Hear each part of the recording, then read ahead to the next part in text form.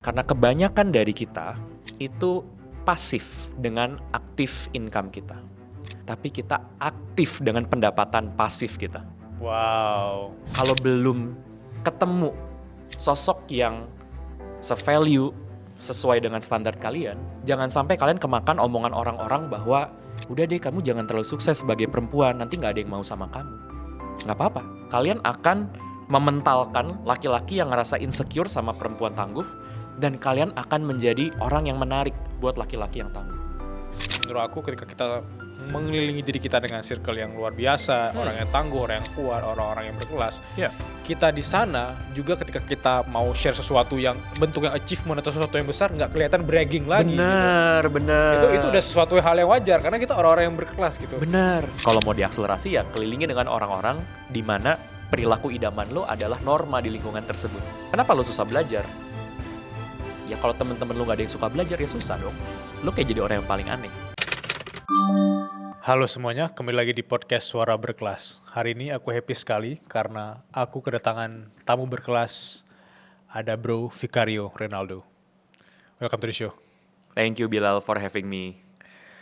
Bagi teman-teman yang mungkin bingung kenapa kamu harus nonton podcast ini, aku menyarankan bagi kalian yang ingin level up skills dan cara berpikir lebih terstruktur dan kritis, aku ingin mengajak kamu dengerin aku ngobrol sama Mas Vicario sampai selesai. Semua orang berpikir gimana caranya jadi cerdas, jadi efektif belajar. Tapi kita nggak pernah diajarkan cara belajar dari kecil, bahkan dari bangku SD sampai SMA. Gimana cara belajar? Cara belajar itu sebenarnya sangat tergantung dengan apa yang mau kita pelajarin. Selama gue sekolah, dan karena gue sekolah dari kecil di Indonesia, kuliah di Indonesia, banyak yang gue tangkap ketika gue belajar itu artinya adalah gue perlu untuk dapet nilai bagus pas lagi ujian. Caranya dapet nilai bagus dari ujian apa? Ya ngafalin, latihan soal, ulang terus-terusan. Gue sadar itu tuh ketika masuk ke dunia kerja beda. Gitu. Kenapa? Karena di dunia kerja itu masalah itu banyak banget yang gak black and white. Tidak ada benar dan salah, dan tidak semua data itu lengkap setiap saat. Nah, jadi di situ gue ketika pertama kali kerja tuh gue mikir, kayaknya selama ini cara gue belajar tuh salah. Akhirnya gue pikir, gimana ya cara belajar yang oke? Nah, dari situ gue kepikiran, step by step, cara belajar yang bagus itu seperti apa. Gue singkat itu namanya move. Berpindah kalau bahasa Indonesianya. M-O-V-E. M itu adalah motivate. Kita pertama mesti punya motivasi dulu. Kenapa kita mau belajar hal tersebut? O, obtain, alias gimana kita bisa menggunakan cara belajar yang paling efektif. Karena kebanyakan orang itu statik belajar semua hal dengan satu cara yang sama. Padahal tergantung apa yang mau kita pelajarin, bakal beda cara belajarnya. Tahapan ketiga namanya V, validate. Alias setelah kita belajar, kita perlu memvalidasi. Saya tuh sudah paham, udah ngerti, atau bahkan udah bisa praktek apa belum. Makanya kita butuh feedback. Dan di kasus lainnya butuh sertifikasi. Oke. Masih ada satu lagi yang terakhir. E tadi, educate. Alias kita membagikan ilmu kita ke orang lain. Gue tuh udah mulai blogging dari sekitar tahun 2016. Dan waktu gue blogging, itu terjadi karena gue sering baca buku tapi gue lupa, Bill. Apa yang udah gue baca. Tapi ketika gue perlu ngeblog, jadinya gue dipaksa untuk mengingat apa yang gue udah baca, dan gue bisa menyampaikan itu dengan bahasa yang gampang dipahamin sama orang. Akhirnya lengkaplah satu lingkaran tersebut, move. Motivate, obtain, validate, dan educate. Dan sampai hari ini, itu yang gue pakai. Setiap kali gue harus belajar hal baru atau mendalami sebuah bidang. Gue tanya motivasi gue apa, cara belajar paling efektif gimana gue memvalidasi ilmu ini, dan gimana akhirnya gue bisa bagiin sama orang lain. Apakah semua orang yang memang mau belajar itu harus punya move ini? Atau kalau dia cuma sampai V doang, M-O-V, tapi dia tidak nge-educate orang lain, mungkin dia nggak punya panggung, mungkin dia nggak punya sarana itu. Apakah dia bisa lengkap dengan M-O-V doang, atau dia bisa absorb ilmu itu dengan prakteknya tapi tanpa educate? Sebenarnya bisa-bisa aja, karena tergantung objektifnya mau sampai mana.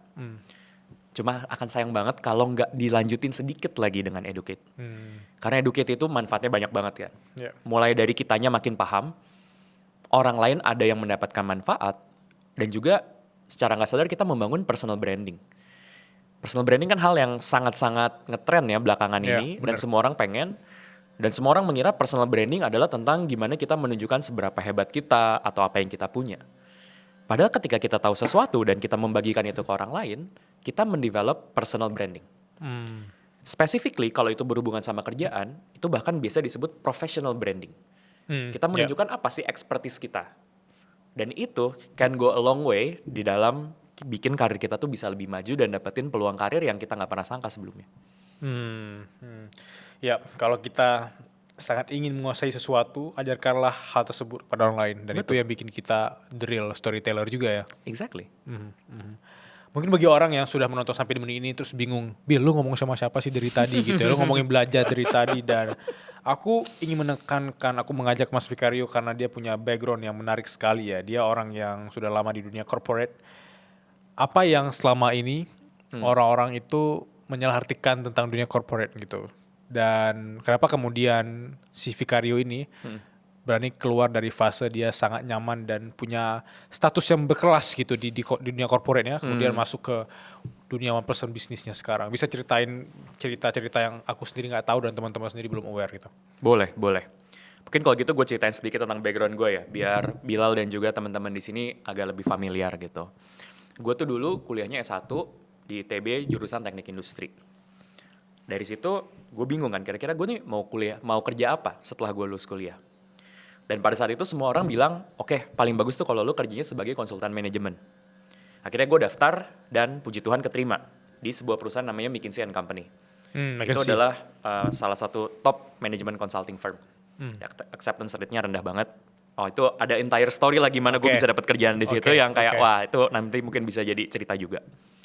Di sana gue belajar banyak tentang gimana caranya berpikir.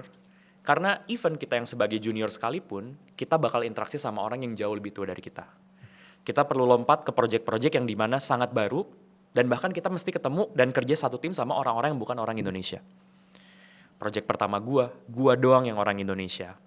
Dan bayangin pada saat itu, bahasa Inggris tuh mungkin bahasa ketiga gua setelah bahasa Indonesia dan bahasa Sunda. Oke, ya. Jadi kayak rasanya imposter syndrome tuh kuat banget. Tapi bisa belajar banyak lah dari pengalaman, dari mentor-mentor, dan dari Ya. projectnya. Nah, setelah di situ, gue lompat ke startup. Karena pada saat itu, startup tuh lagi top-topnya, dan senior-senior gue yang di consulting tuh pada pindahnya ke startup. Kenapa? Karena primarily ketika kita di consulting kan kita bisanya memberikan advice. Eksekusi biasanya dipegang sama klien. Sedangkan kalau kita di startup, kita bisa langsung eksekusi. Nah, jadi akhirnya gue pindah ke startup, dan waktu itu gue pindah ke Traveloka dan Gojek. Nah, disitulah gue belajar banyak banget karena kita benar-benar membangun banyak hal dari awal, ketemu orang-orang yang sangat passionate, dan kita terbiasa untuk kerja dengan orang-orang yang background-nya berbeda-beda. Selama gue di Gojek, gue somehow banyak banget berinteraksi dengan orang-orang yang sangat entrepreneurial.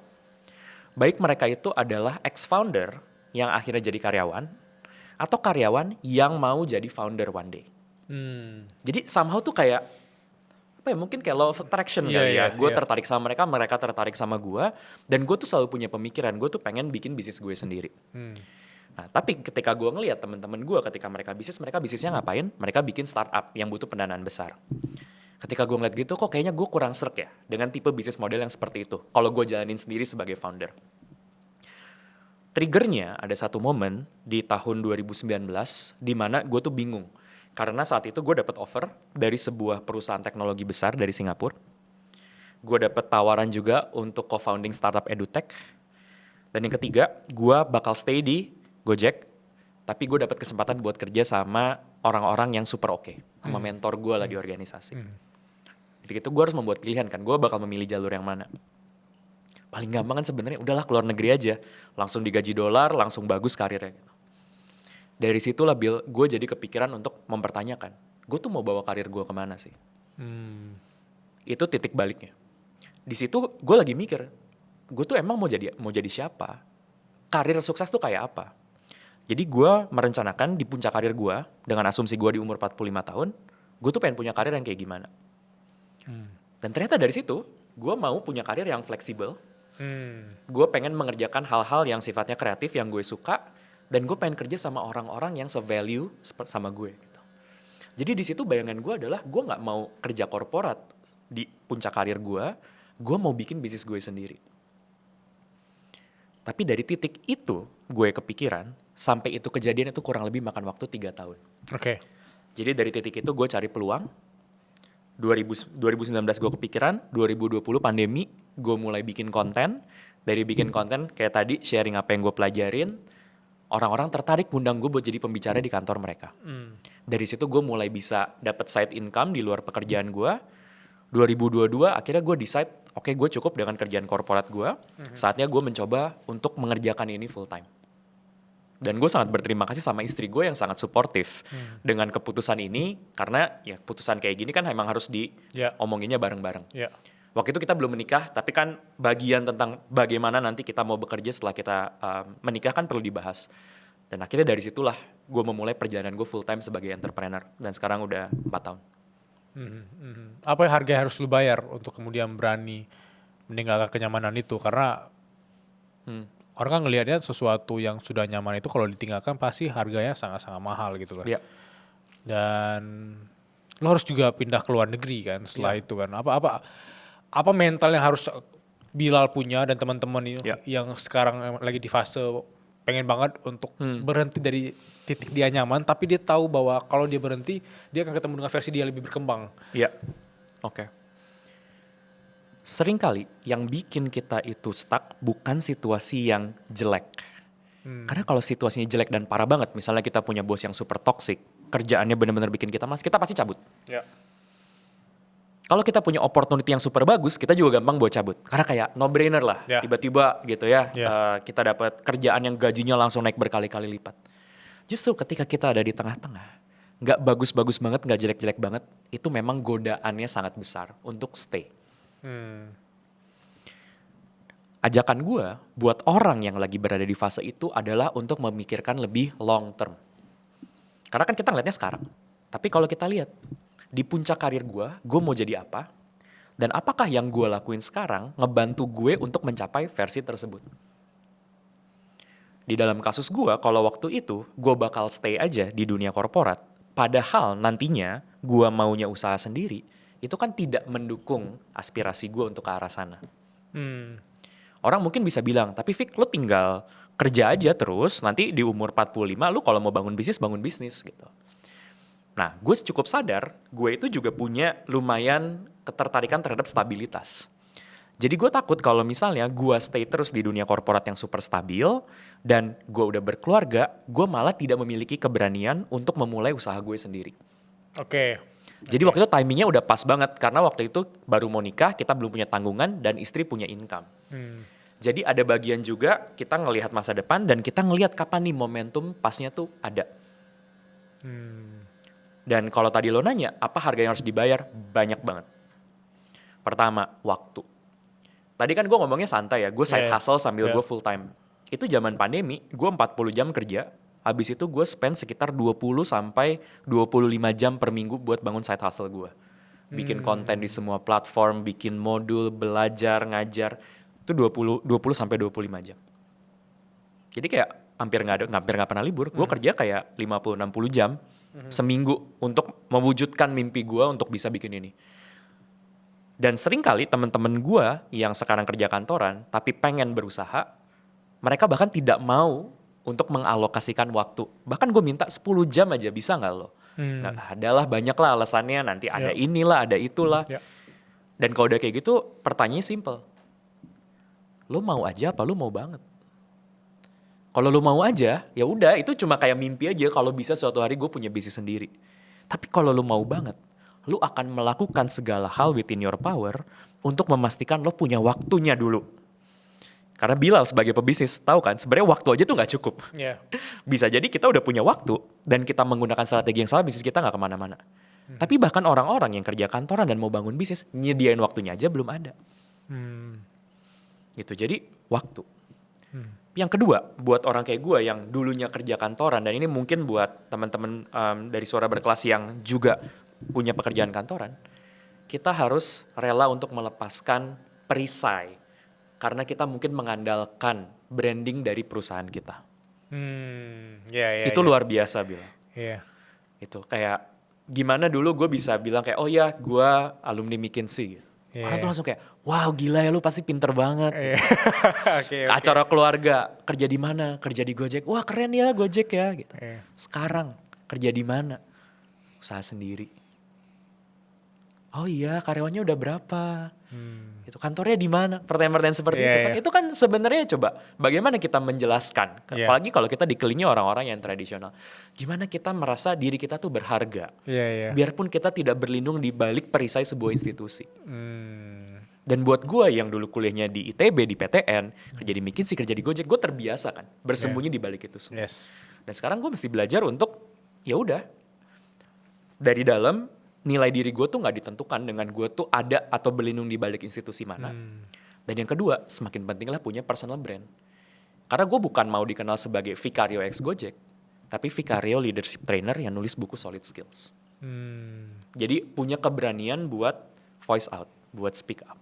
Gue nyambung ke poin yang ketiga. Di dalam konteks gue adalah berani untuk bikin konten. Gue punya imposter syndrome yang sangat besar buat bikin konten. Tadi gue cerita sama lo, kalau gue pernah, gue bikin blogging pertama 2016. Tapi bikin blog itu, gue bikin sampai tahun 2019. Sampai 2019 tuh gue gak pernah ngupdate di sosial media. Karena sebenarnya blogging itu tuh safe. Blogging kan blog itu gak terlalu viral kan. Iya, iya. Justru kayak gue pengen keluarin ide gue, tapi gue gak mau terlalu viral karena gue takut dilihat sama orang. Siapa sih ini orang? Masih bocah, masih muda, ngerti apa sih?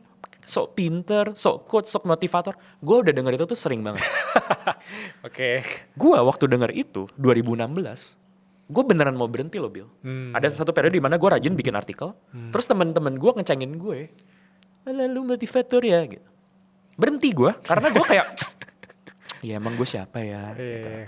Gue overthinking, gue mempertanyakan gitu. Sampai akhirnya gue ngelihat orang-orang yang gue idolakan, Adam Grant, Simon Sinek, Mel Robbins. Apa persamaan dari mereka semua? Mereka bikin konten.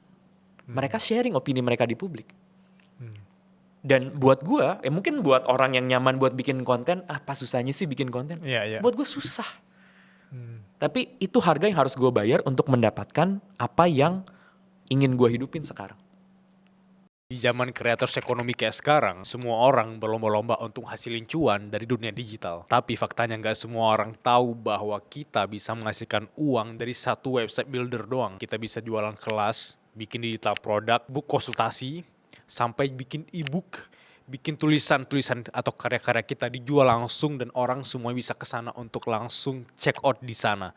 Jadi kita bisa sambil tiduran 24 jam kita tidak harus mengontrol website builder tersebut, tapi uang bisa tetap masuk dari karya kita. Aku bakal kasih solusinya. Solusinya ada di Link ID atau Linkit, dan aku udah pakai Linkit sejak tahun 2022 dan itu memudahkan sekali kalau kita sebagai kreator menghasilkan uang.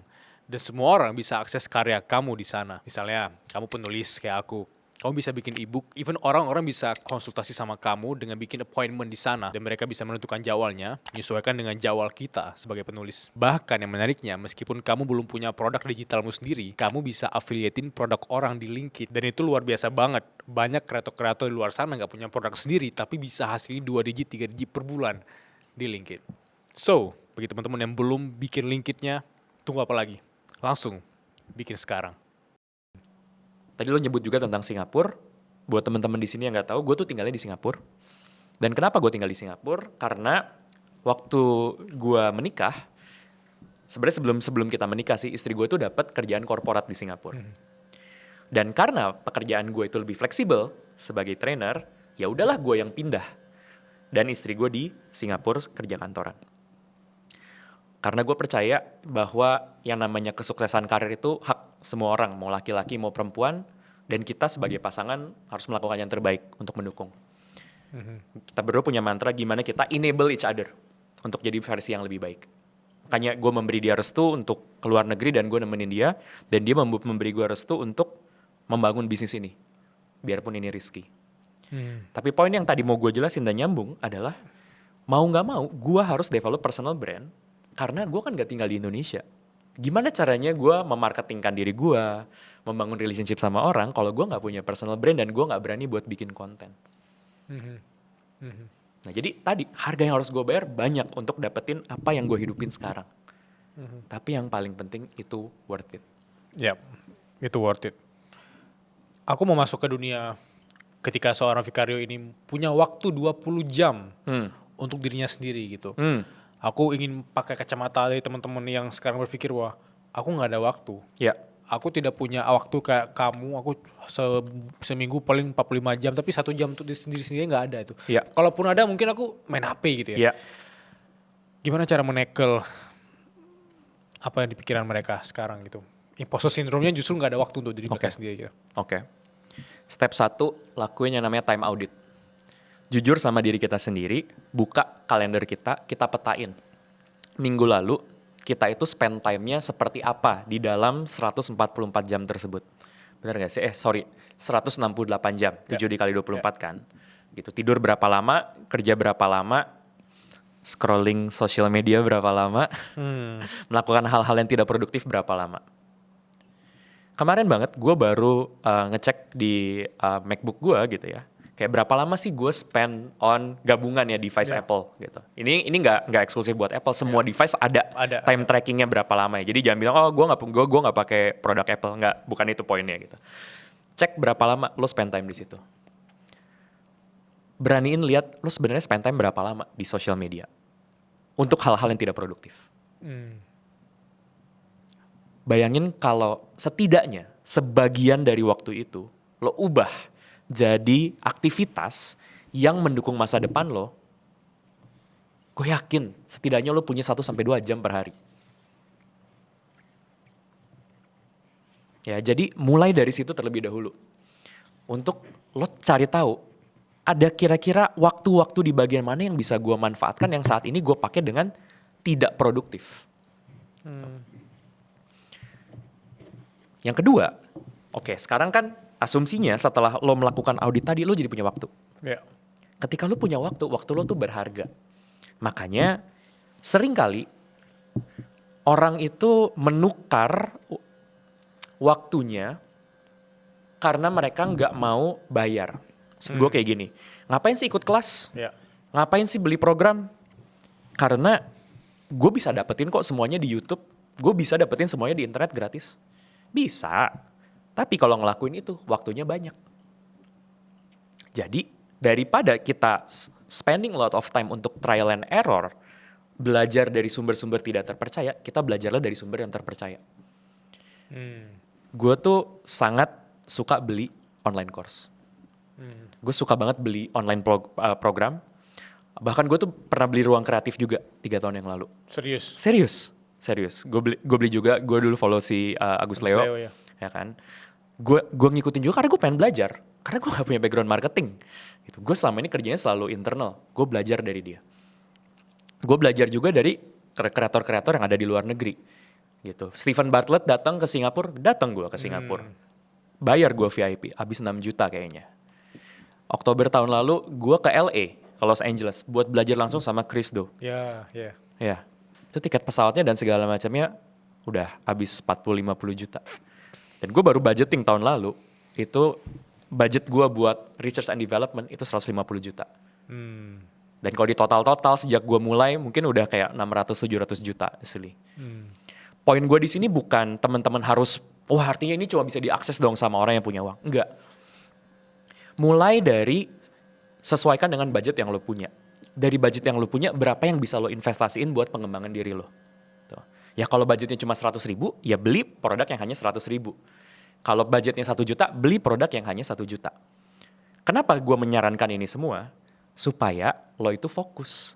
Karena kalau lo udah waktunya terbatas, dan lo beli produk, beli kursus, lo akan ngerasa, wah gue udah keluar duit, sayang dong kalau gue gak praktekin.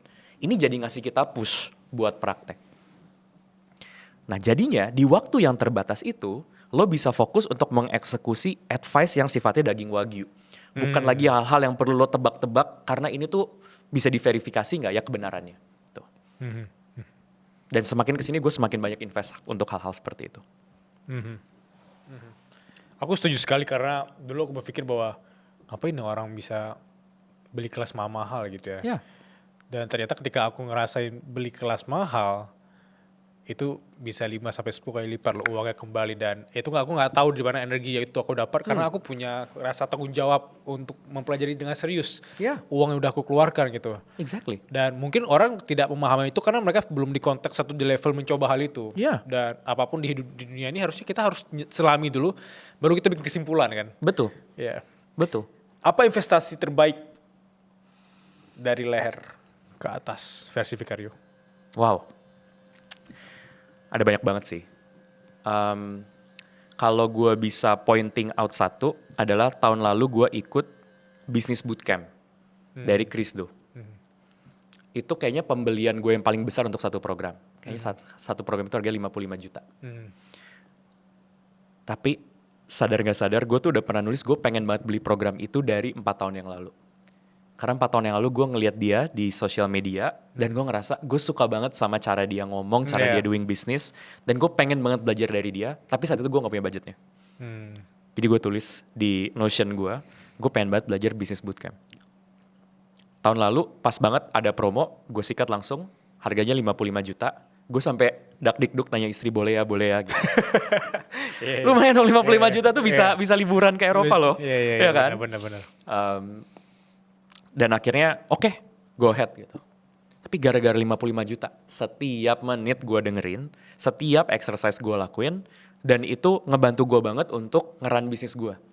Gue jadi lebih clear siapa klien gue, gimana cara gue marketing, gimana cara gue sales, gimana cara gue ngedeliver sesi. Dan even gara-gara gue investasi tersebut, gue jadi bisa ikut meet up bareng dia gratis di Los Angeles tahun lalu. Yang tadi. Benar. Chris itu kalau jualan one on one itu $5,000 satu jam. Gue dapet 3 hari di sana.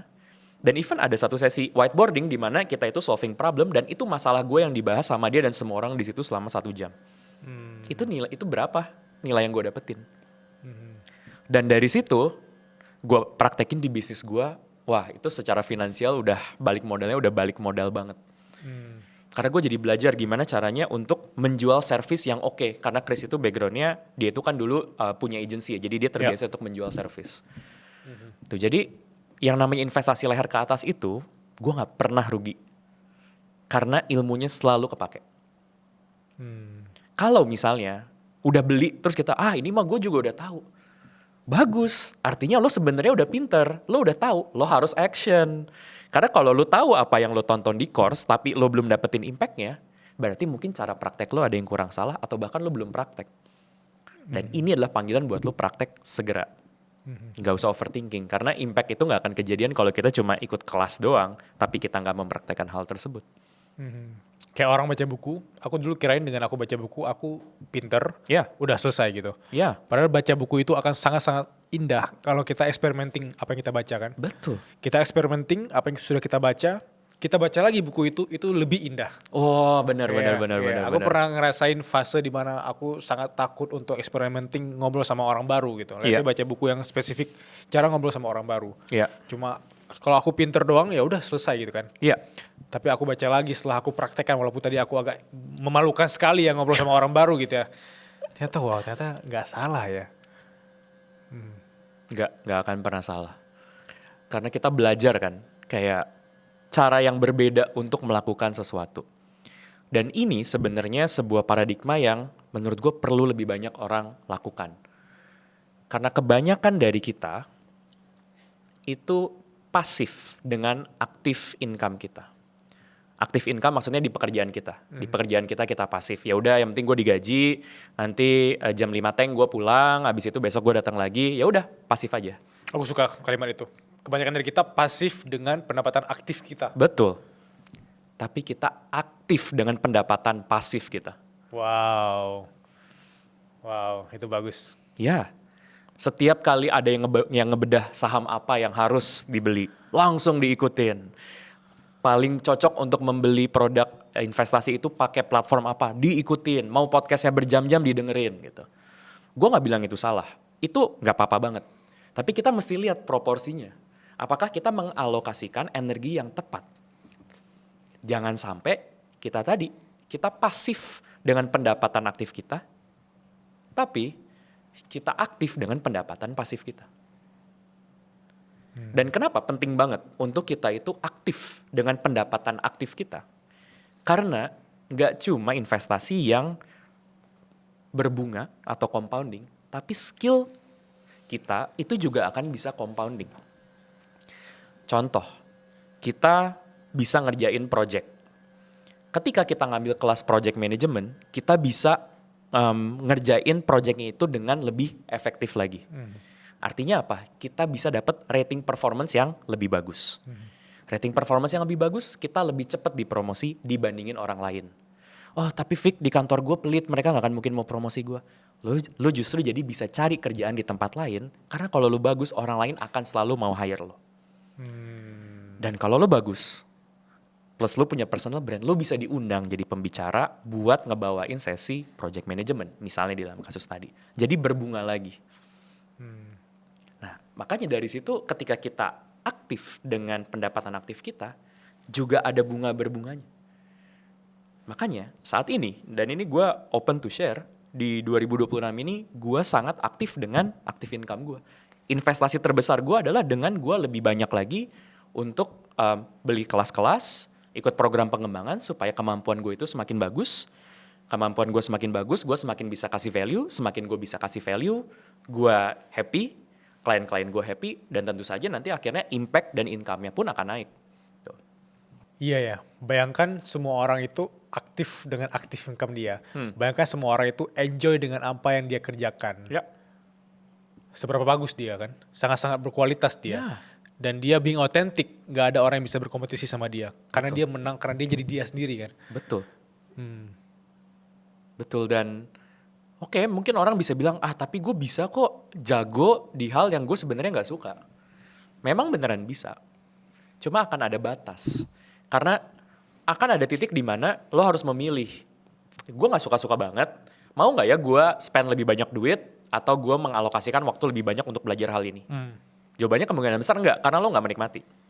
Tapi akan ada orang lain di luar sana yang kayak dia jago dan dia menikmati. Dan lo akan kalah, karena orang kayak gitu akan sangat terobsesi untuk mempelajari hal tersebut selama-lamanya, sebanyak-banyaknya, dan dia akan alokasi waktu sebanyak mungkin. Setuju. Gitu. Jadi orang kayak gitu akan bisa mendapatkan potensi kenaikan income yang lebih besar lagi. Karena gue percaya kenaikan income itu bergantung dengan nilai apa yang bisa kita berikan kepada orang lain. Dan dengan kita suka, kita jago, kita bisa memecahkan masalah besar, akan lebih banyak lagi orang-orang yang akan menghargai itu dan otomatis income kita bakal naik. Ya, it's leverage pricing kalau bahasa anak sekarang ya. Yeah. Kayak orang mulai cari Vicario gitu. Ada saingannya Vicario, harganya segini. Tapi karena dia ngonten, karena Vicario ini tuh udah bertahan lama di sini dan dia orang tahu dia udah ketemu Kristo, udah dia belajar Seven Ballet, itu leverage pricingnya harganya jadi lebih mahal gitu ya. Betul. Aku dulu gak pernah kebayang kalau orang itu bayar mahal kita karena value-nya. Aku dulu kirain cuma karena status kita tinggi. Dulu aku kira seperti itu ya. Dan berjalan waktu semakin dewasa, semakin aku dihadapkan pada realitas sebenarnya. That's why creating something atau bangun personal branding itu juga satu bagian dari ketika kita tadi mewujudkan leverage pricing tadi gitu. Benar. Mas Vicario, apakah ada sosok atau role model yang selama ini Mas Vicario itu bisa ceritain di sini? Karena tadi kan kalau tiba-tiba terinspirasi kayak Mel Robbins gitu ya, Seven Ballet dan lain-lain itu. Tapi siapa sosok yang mungkin jarang dibahas atau orang nggak tahu di balik Vicario ini ada sosok ini gitu? Ya. Kalau buat gua, idola gua yang paling gua kagumi adalah nenek gua. Serius? Ya. Oke. So, puji Tuhan nenek gua per podcast ini direkam masih hidup. Dia saat ini umurnya 95 tahun. Wow. Jadi dia sudah melewati zaman penjajahan. Jadi dari kecil gue sering banget diceritain tentang zaman perang. Kenapa gue salut sama dia? Karena dia mengajarkan gue tentang arti dari kerja keras. Jadi nenek gue itu waktu muda, dia adalah tulang punggung keluarganya. Karena waktu itu kakek gue punya bisnis, dan bisnisnya itu mengalami kesulitan. Dan nenek gue step up, dan dia yang menjalankan dan memainkan peran sebagai tulang punggung keluarga. Dia mencoba berbagai jenis bisnis, mulai dari jual beli kain, jual beli makanan, buka kursus masak, sampai akhirnya yang paling bisa mengangkat derajat hidup keluarga kita saat itu, waktu gue belum lahir, adalah nenek gue jualan adonan pukis. Why? Ketemunya itu, produk market fitnya itu. Jadi dia bikin adonan pukisnya dibeli sama penjual pukisnya jualan pukisnya. Dari hasil mencoba berbagai jenis dagangan, pernah jualan soto, jualan kue, jualan apa, itu yang paling laris. Jadi sampai hari ini, setiap kali gue ngeliat pukis, gue pasti terharu. Karena gara-gara kue pukis itu benar-benar mengubah trajektori dari keluarga gue. Dan waktu itu, gara-gara nenek gue dapet income dari pukis, yang dia lakukan adalah dia nabung dalam bentuk emas. Wah. Waktu itu ya, dia sekarang kalau denger harga emas, dia pasti kayak, wah gila harusnya disimpan terus ya sampai sekarang gitu. Jadi dia udah melek investasi dari waktu itu. Di tahun 70-an, ya. Berapa harga emas ya? Aduh sakit hati kayaknya nenek gue gak boleh tahu gitu. Lucu-lucu sih ya. Tapi dia luar biasa bekerja keras dan akhirnya anaknya yaitu adalah nyokap gue dan juga om gue sekarang ada di Australia bikin bisnis, nyokap gue bisa kuliah sampai S1 dan akhirnya ya bisa membesarkan 3 anak, gue dan 2 orang adik gue. Dari sosok perempuan yang berdaya dan bekerja keras. Makanya ini mungkin agak sedikit sidetrack buat temen-temen yang perempuan yang sering ngerasa kayak gue jadi cewek tuh gak mau lah nanti gue malah mengintimidasi laki-laki gitu. Ya lo akan mengintimidasi, tapi lo akan mengintimidasi laki-laki yang lemah. Laki-laki yang ngerasa insecure kalau ketemu perempuan yang tangguh. Justru kalau laki-laki tangguh itu akan seneng punya partner yang tangguh. Makanya gue selalu ingin punya circle-circle orang yang tangguh, baik itu laki-laki maupun perempuan. Kayak tadi di awal gue cerita, gue gak terintimidasi ketika pasangan gue punya karir korporat yang jauh lebih sukses dari gue. Punya income yang lebih besar dari gue. Gak masalah. Karena di dalam sebuah hubungan ini bukan soal kompetisi. Ini soal gimana kita, apalagi di dalam konteks gue kita udah menikah, kita sebagai satu rumah tangga ini bisa kompak untuk saling memajukan satu sama lain. Jadi gue tidak terintimidasi dengan istri gue yang seperti itu. Nah jadi kalau buat teman-teman di sini, terutama yang perempuan dan ambisius, kalau belum ketemu sosok yang se-value sesuai dengan standar kalian, jangan sampai kalian kemakan omongan orang-orang bahwa udah deh kamu jangan terlalu sukses sebagai perempuan, nanti gak ada yang mau sama kamu. Gak apa-apa, kalian akan mementalkan laki-laki yang ngerasa insecure sama perempuan tangguh, dan kalian akan menjadi orang yang menarik buat laki-laki yang tangguh. Dan itu juga yang pengen gue lebih banyak share, gimana kita sebagai laki-laki tuh bisa menjadi laki-laki yang lebih komprehensif, yang lebih lengkap. Kita tidak hanya menilai keberhargaan diri kita dari kesuksesan kita di karir, tapi peran-peran lain yang bisa kita mainkan di dalam hubungan, di dalam keluarga, dan juga di dalam karir kita. Tadi agak sidetrack ke sana, tapi dari situ gue jadi percaya bahwa perempuan dan laki-laki itu punya kesempatan yang sama. Itu gue belajar dari nenek gue juga. Tapi yang terakhir, yang gue belajar dari nenek gue adalah dia sampai hari ini menjadi seorang pembelajar. Dia setiap hari baca koran. Dan dia kalau ditanya dia tuh bisa menyebut kembali apa yang dia baca di koran tersebut. Jadi nenekku tinggal di Bandung, jadi kalau setiap kali gue ke Bandung pasti nanya, "Mak, abis baca apa hari ini, ada berita apa?" Wah, dia luar biasa gitu, bisa hafal. Tadi mempraktekkan ketika dia udah baca, dia jelasin lagi. Move. Gitu, jadi setiap kali ngeliat nenek gue rajin, apalagi kalau gue lagi ke Bandung ngeliat dia baca dengan kaca pembesar dan bahkan udah pakai lampu ya karena udah gelap kan gitu ngeliatnya. Kadang-kadang kalau gue lagi scrolling suka malu sih. Kayak gue yang masih sehat, mata gue masih bagus, gue bisa belajar dengan alat-alat yang banyak. Kok kadang-kadang gue masih suka males, sedangkan nenek gue masih mau belajar terus.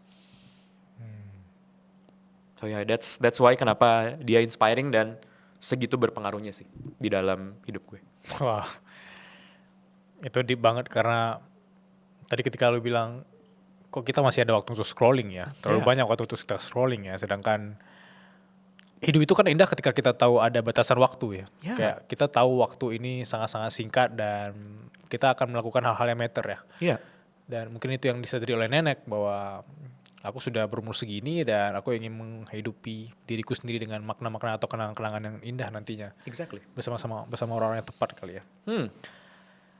Tapi kan tadi nenek seorang pembelajar ya, dan aku rasa dia sudah mengasah kemampuan berpikir sejak lama kali ya. Atau sampai dia tadi memutuskan untuk membeli emas pada waktu itu, dia mungkin sudah mikir jangka panjang. Iya. Tanpa dia bilang ke kita, kan kita masih anak kecil ya sih. Bahkan gue belum lahir waktu itu, Bill. Oke. Itu nyokap gue masih anak kecil. Iya, dan dia nggak mungkin cerita ke anaknya, kamu beli emas sekarang gitu ya. Iya. Karena belum paham gitu ya. Iya. Nah itu kan butuh cara berpikir. Nah nyambung sama pertanyaan aku berikutnya, Iya. karena aku udah baca buku Solid Skills dari Bas Vicario sendiri gitu. Iya. Ada part yang aku catat, yaitu mengasah kemampuan berpikir strategis adalah investasi strategis untuk karir kita. Iya. Semua orang pingin pinter, semua orang pingin punya kemampuan berpikir yang sangat-sangat kritis. Iya. Teknik untuk mengasah kemampuan berpikir strategis itu gimana? Iya. So, teknik untuk mengasah kemampuan berpikir strategis itu ada beberapa. Dan gue bersyukur banget gue dapet pembelajaran ini waktu gue kerja di McKinsey sebagai strategi consultant. Jadi kan dapet ya, kalau perusahaan-perusahaan besar itu mau berpikir strategis tuh gimana caranya gitu. Nah dari situ gue praktekin di karir gue dan akhirnya gue tuangin di buku gue gitu. Itu tuh ada 3 step. Pertama tuh kita harus memetakan situasinya saat ini.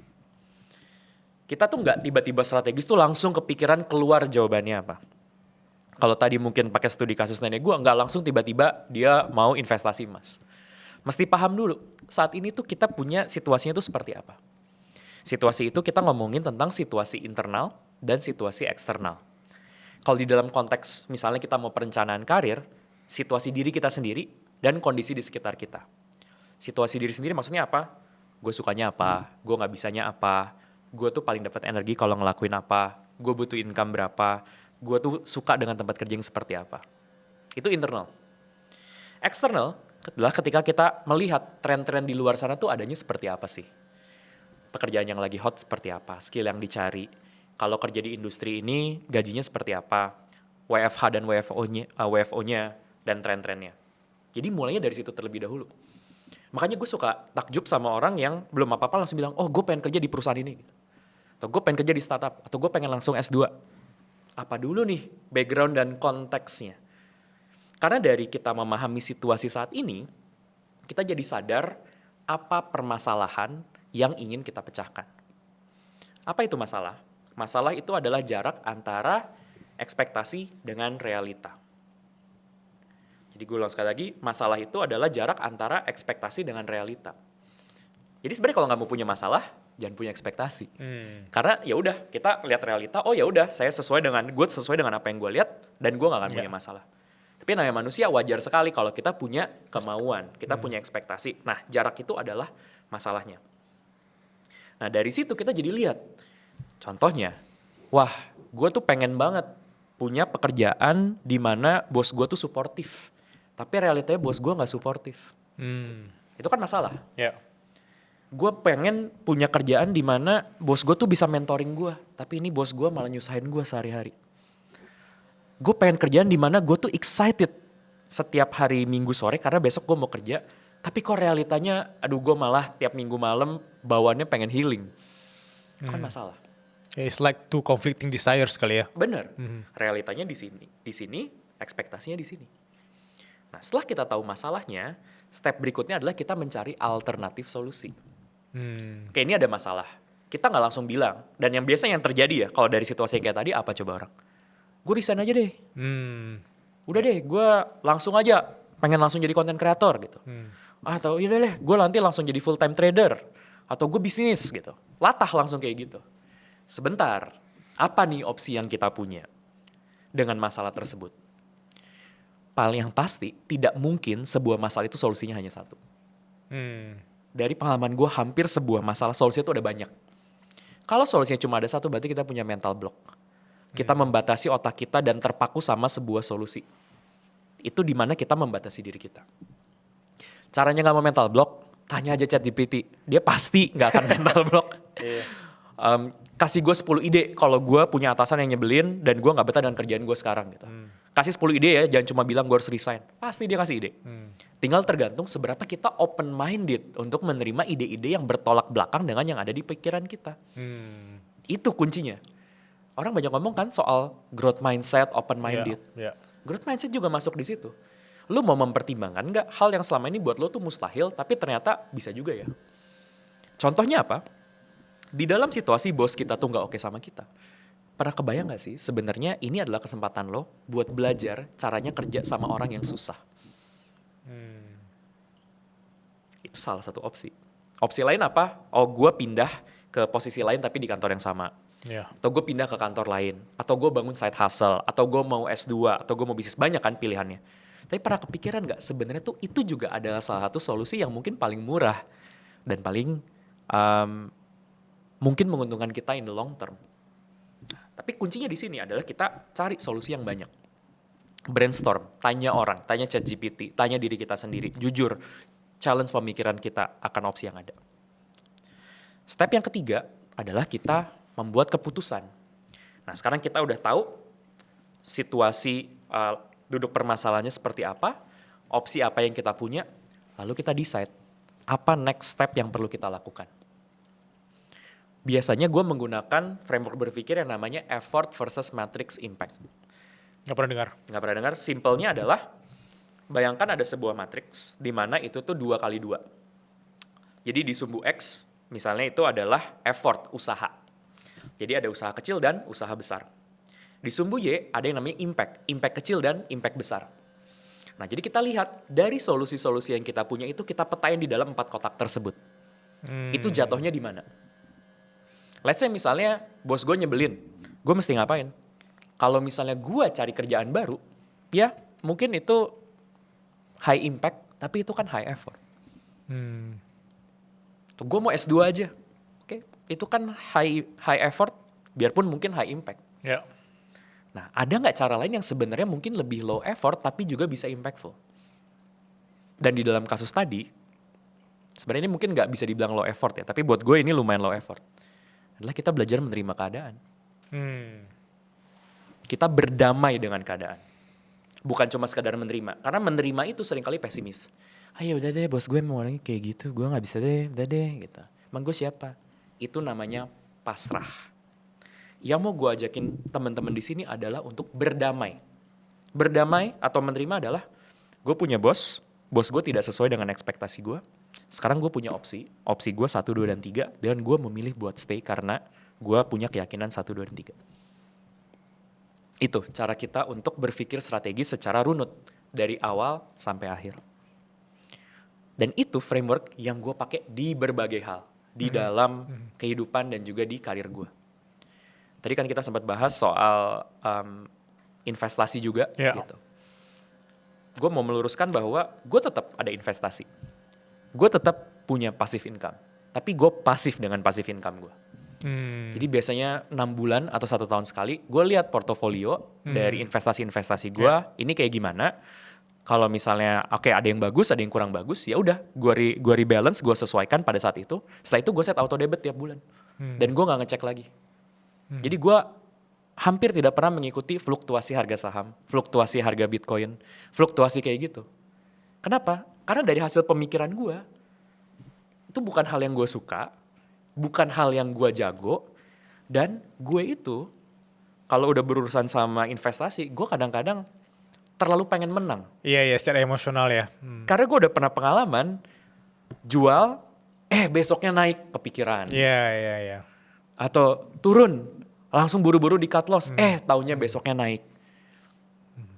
Naik besar, aduh harusnya belinya kurang banyak. Hal-hal kayak gitu, itu kan hampir gak pernah dibahas. Ketika kita ngomongin realita investasi. Tapi itu, gue gak tahu kalau teman-teman di sini, enggak Fik, gue stoik, gue gak kepikiran. Good for you, gue sih kepikiran. Dan mungkin ada teman-teman di sini yang kepikiran juga. Dan kalau kita kepikiran, kebayang gak itu biayanya berapa besar? Kita gak bayar dengan uang, tapi kita bayar dengan perhatian. Kerja jadi gak fokus. Ngobrol sama orang jadi bete, bawaan kita jadi bad mood. Kita jadi orang yang uring-uringan. Gara-gara itu apa? Males udahlah gue boro-boro gue punya waktu buat side hustle. Mendingan gue doom scrolling aja, gue buka sosmed. Udah, turun terus kita makin ke bawah. Gitu. Gue sadar gue gak jago dalam hal itu.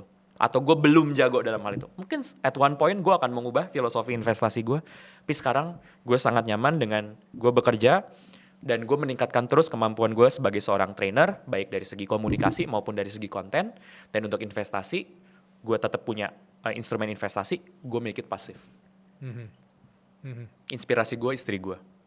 Istri gue beli sebuah saham, gue gak akan sebut nama sahamnya. Yeah. Sedangkan di fase dia beli saham itu, gue tuh wah pilih-pilih saham terus ya. Wah jual ini, jual ini, jual ini. 3 tahun dia yang menang, padahal dia gak ngapa-ngapain. Cuma beli doang ya? Karena dia beli doang, karena dia membeli saham yang tepat, di waktu yang tepat, dengan harga yang tepat. Karena dia udah tahu ini saham udah pasti fundamentalnya bagus. Dan gue waktu dibilang kayak gitu, gak mau dia lambat naiknya, males. Gitu. Ini lah, mendingan gue udah riset loh, kayaknya saham-saham ini tuh yang prospek gitu. Works buat dia dan itu jadi inspirasi gue juga. Low effort ya. Low effort, ya kan? Ya udah.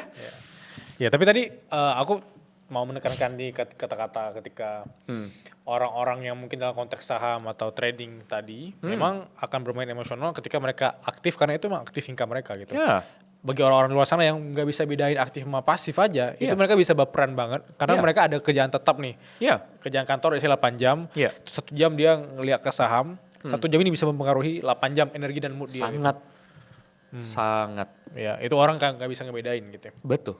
Nah, aku menariknya dari tadi aku mencatat bahwa Bro Vicario udah menyebutkan tentang bos nyebelin, bos nggak kompeten berapa kali tadi ya? Iya.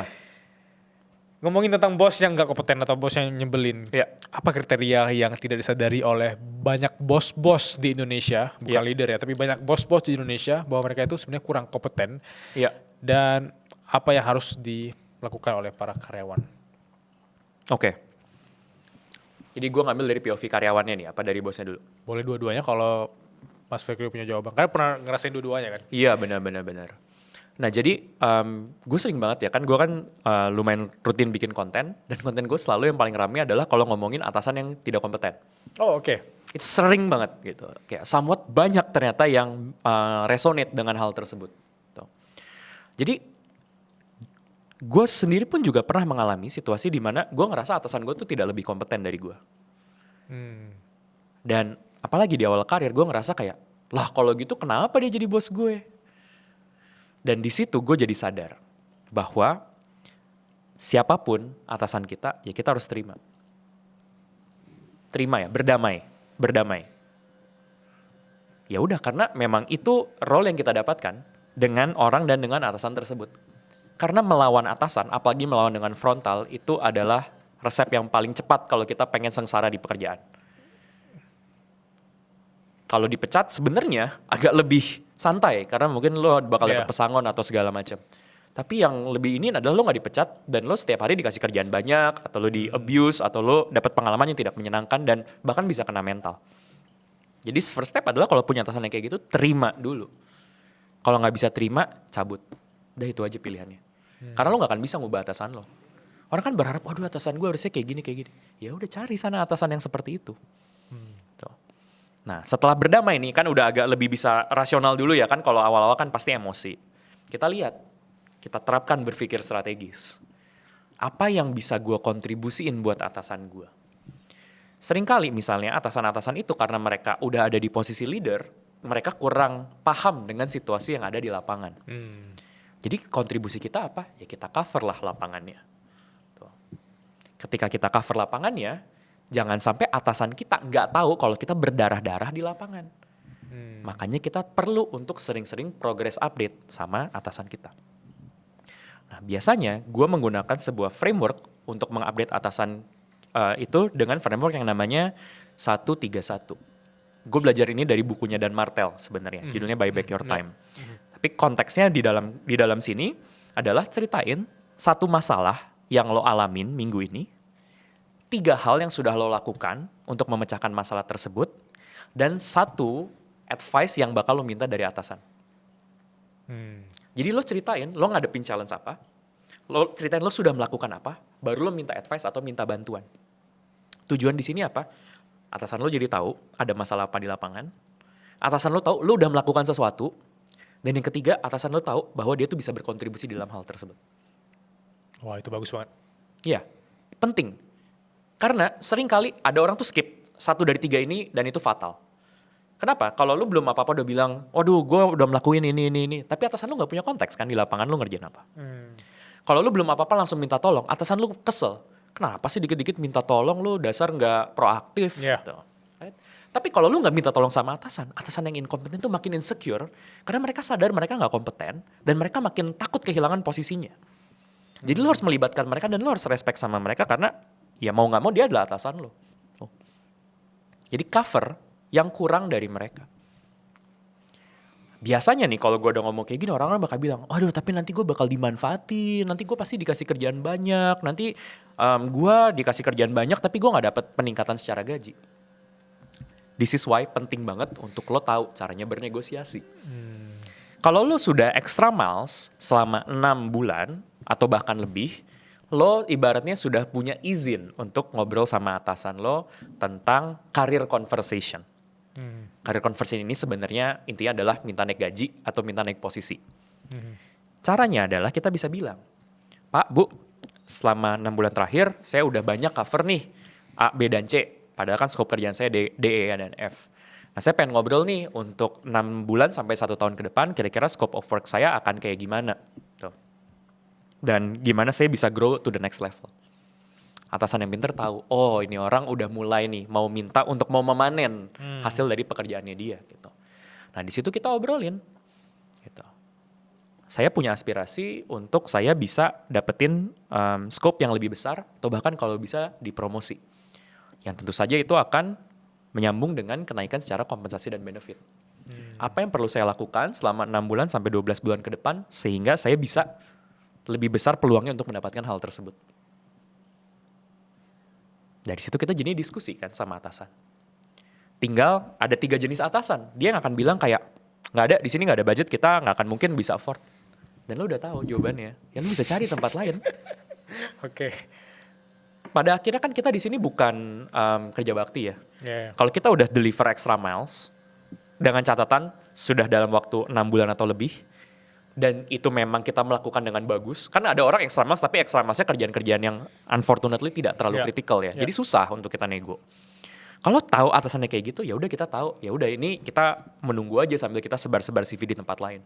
Karena kita profesional aja. Ya, gue udah kasih value banyak, tapi lo nggak menghargai value gue akan cari organisasi lain di mana gue akan lebih di value.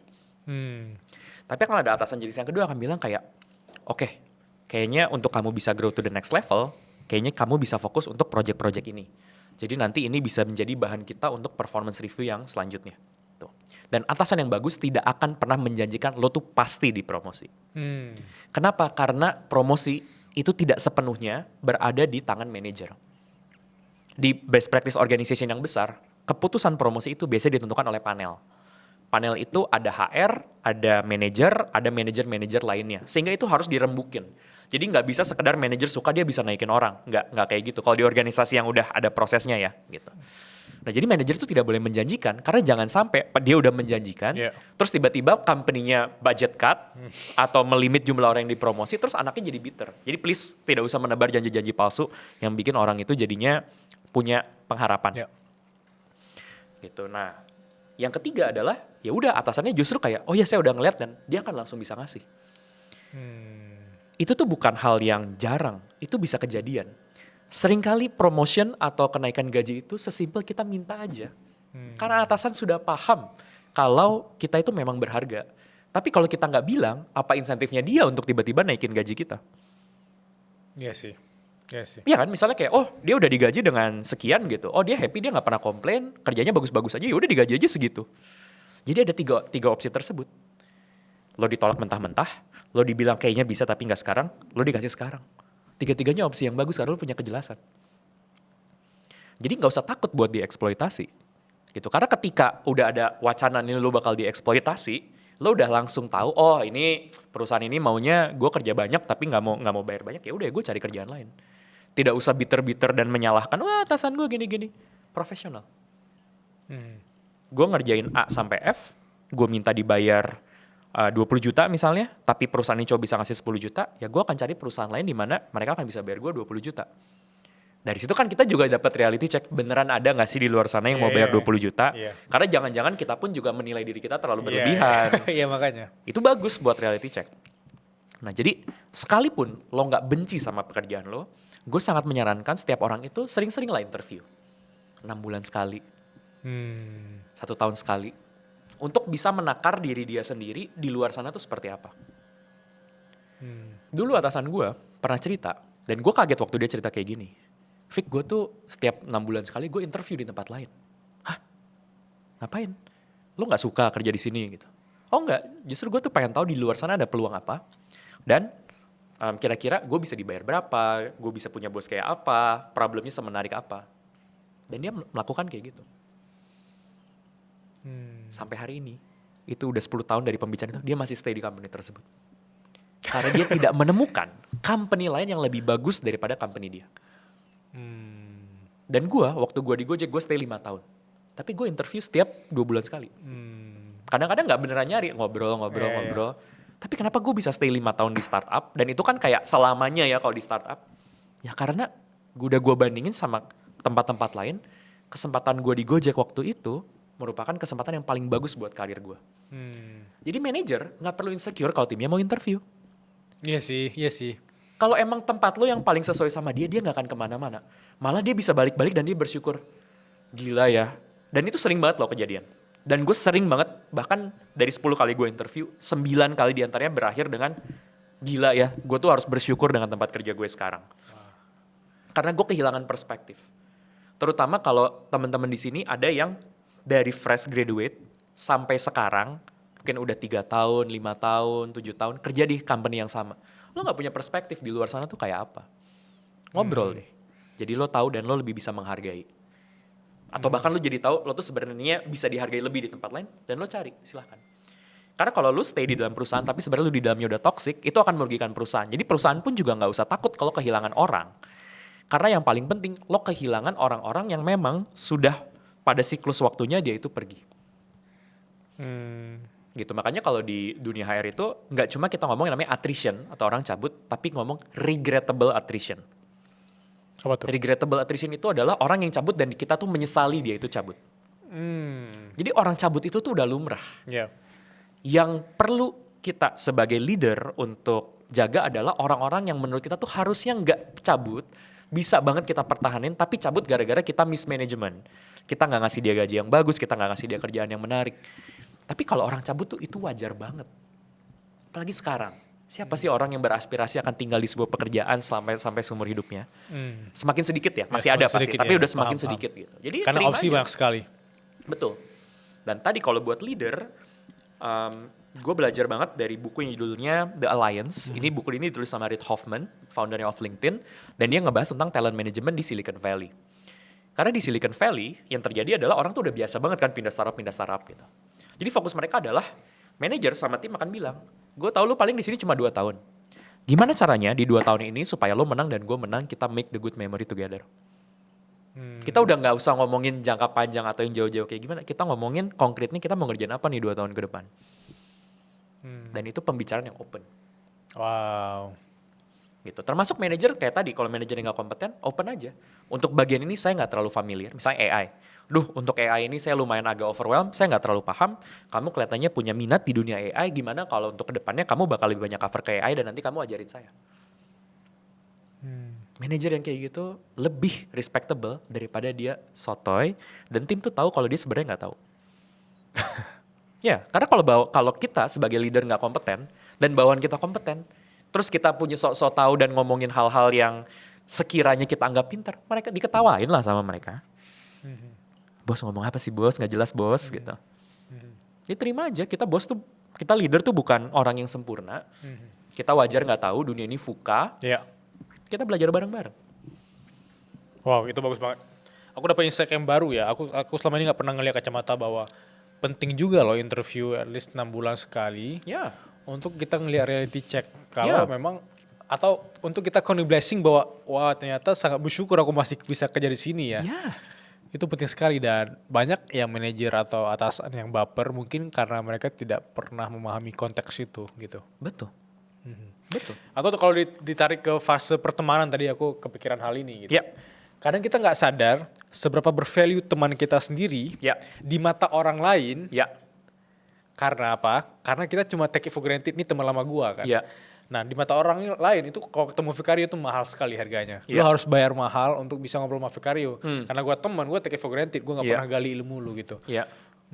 Itu sih aku pikiran, wah ternyata seperti itu ya cara berpikir yang sangat-sangat strategis sih. Betul, betul banget. Dan bahkan Bill, kalau nambahin ke soal itu ya, gue sekarang kan udah 30-an, Ya.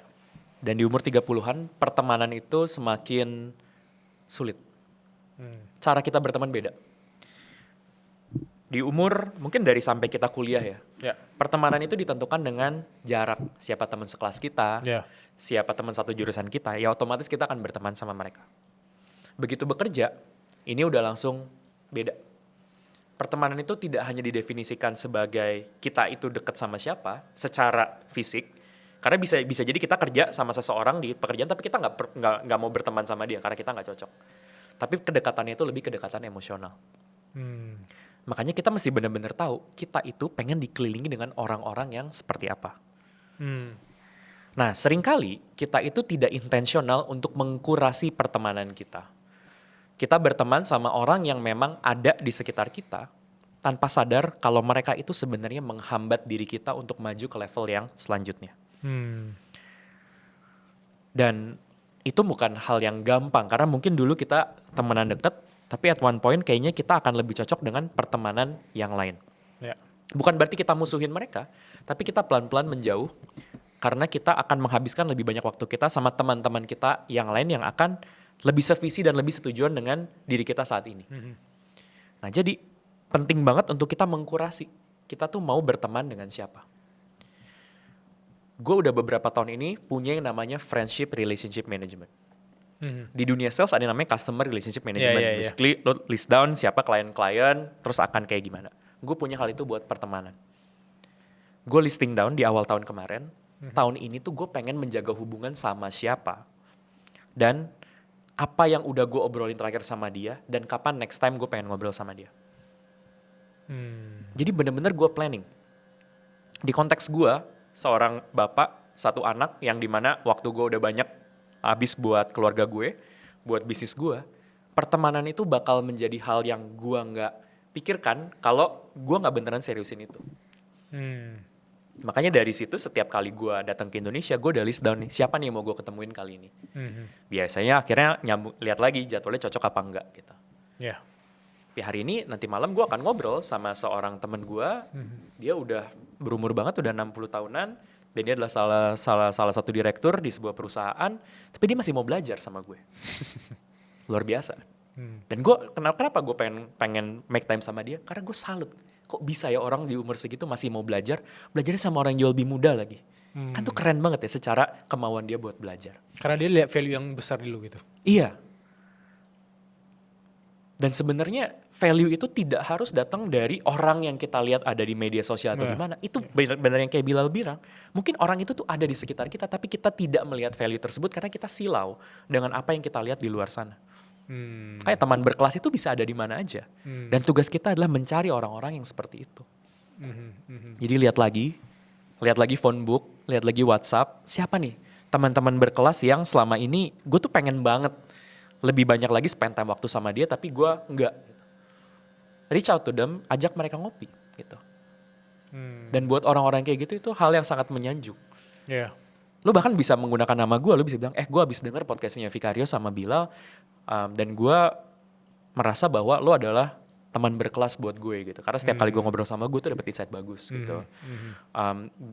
Gue tahu lo tuh sangat sibuk, gimana caranya supaya untuk tahun ini gue tuh bisa lebih banyak untuk interaksi sama lo gitu. Dan udah kayak gitu lo ikutin jadwalnya dia. Jangan habis gitu kayak, oh ya bisa gak kita ketemuan berapa jam gitu. Ya kalau misalnya dia bilang kayak, oh yaudah gak apa-apa chatting aja, ya chat aja.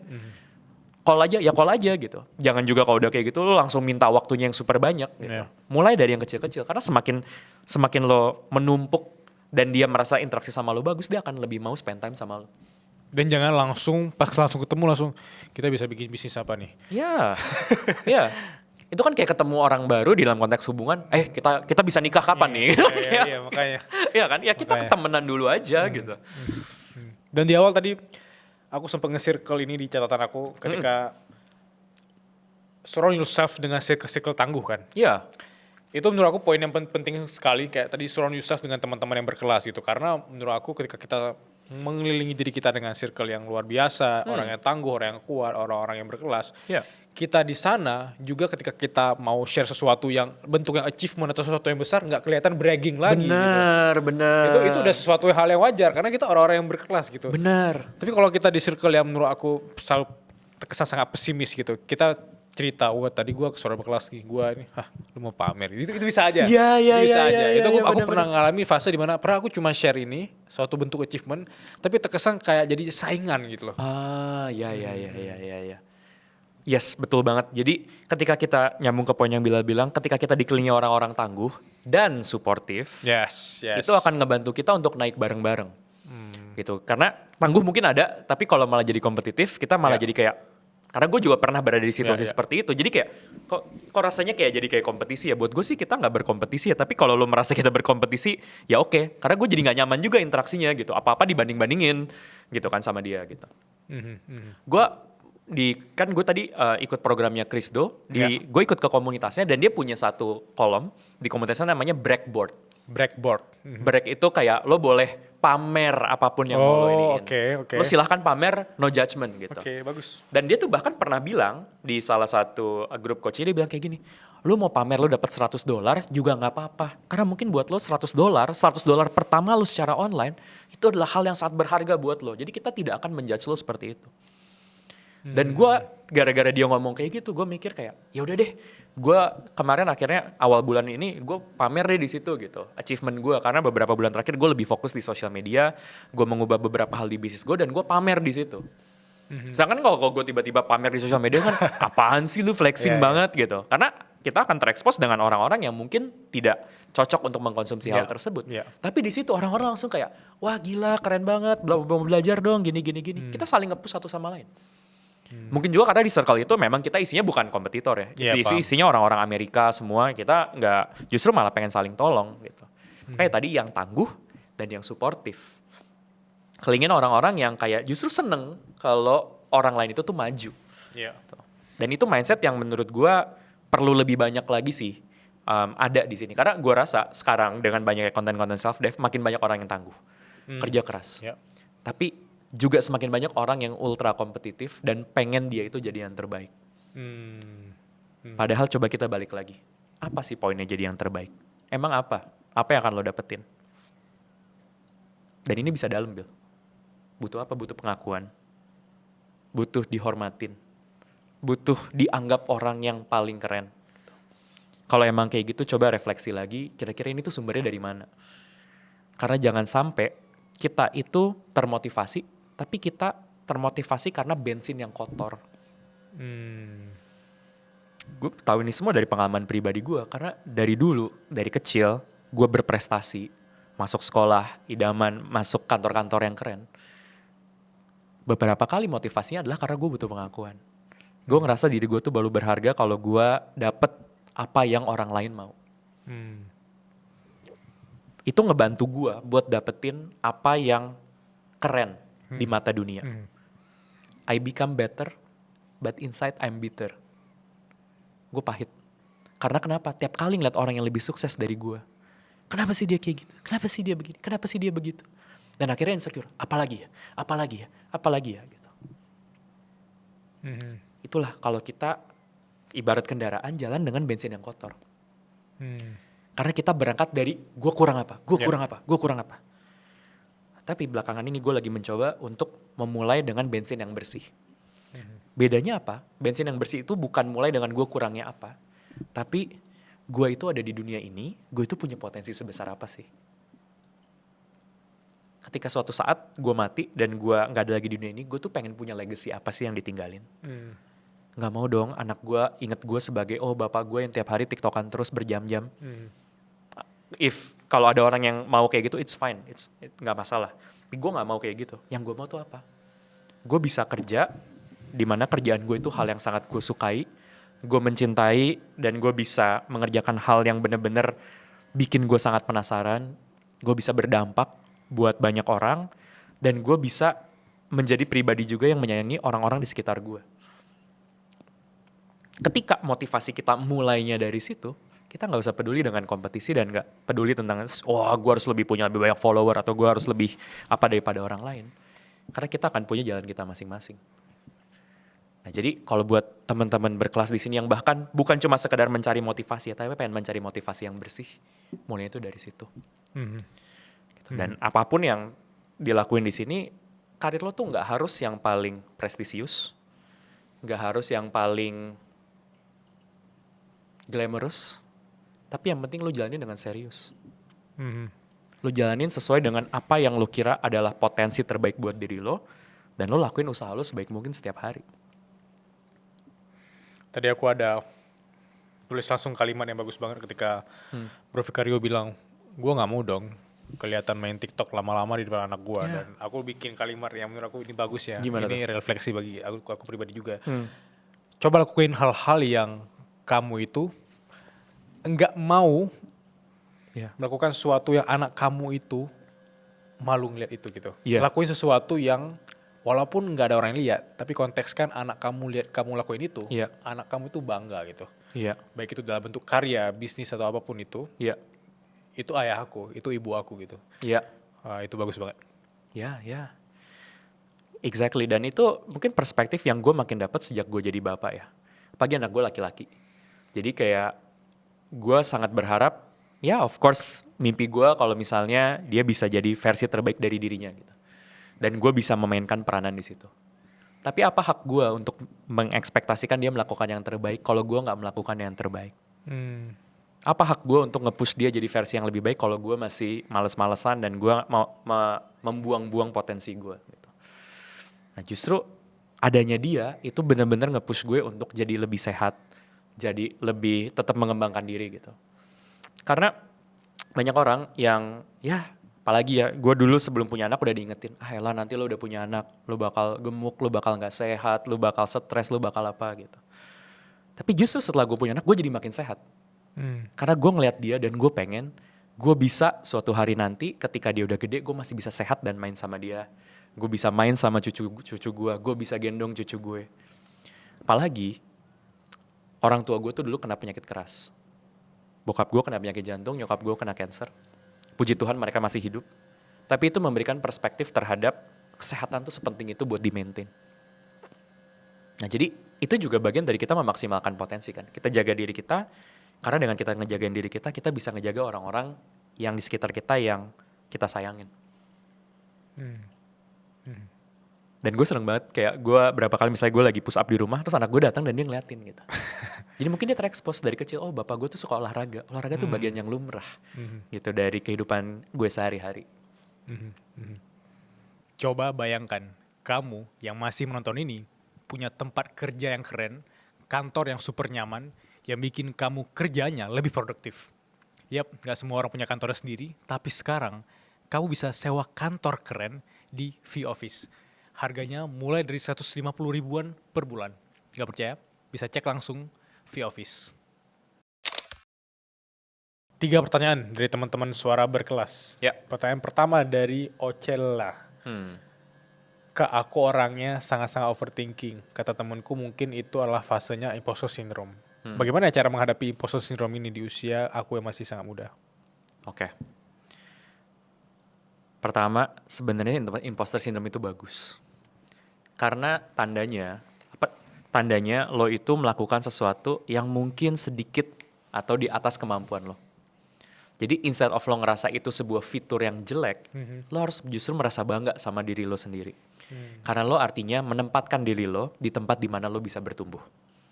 Jadi gue berharap teman-teman yang merasa imposter syndrome ini tidak merasa kayak, aduh gue nih kok imposter syndrome ya. Bagus, kamu imposter syndrome, karena itu artinya kamu mau berkembang. Nah setelah kita mulai dari situ, tahapan keduanya adalah kita fokus dengan apa yang bisa kita berikan buat orang-orang di sekitar kita. Karena imposter syndrome itu terjadi ketika kita tuh terlalu fokus dengan gue bakal dianggap apa sama orang lain. Kita memikirkan dan kita mencoba mengontrol hal-hal yang tidak bisa kita kontrol, yaitu persepsi orang lain terhadap kita. Sedangkan kita balik. Sekarang gue udah ada di posisi ini, di opportunity ini, apa yang bisa gue lakukan untuk bisa bermanfaat buat orang-orang di sekitar gue. Jadi fokusnya ke ngasih value, bukan terlihat bagus atau terlihat pintar. Dan yang ketiga, mempersiapkan sebaik mungkin untuk kita bisa deliver value tersebut. Misalnya kita diminta untuk ngisi jadi pembicara di sebuah acara dan kita ngerasa, aduh emang gue layak jadi pembicara di situ. Siapin materinya, rehearsal, latihan, lakuin yang terbaik. Dan ketika laginya show, go with the show. Nggak perlu mikirin lagi persepsi orang atau segala macam. Gue udah diundang, gue dapet kesempatan ini, gue akan ngelakuin yang terbaik. Kalau hasilnya nggak baik gimana? Nggak masalah. Karena justru dari situ lo bisa belajar dan next time lo bisa lakuin dengan lebih baik lagi. Kan pelaut yang tangguh itu tidak lahir di laut yang tenang. Iya, iya.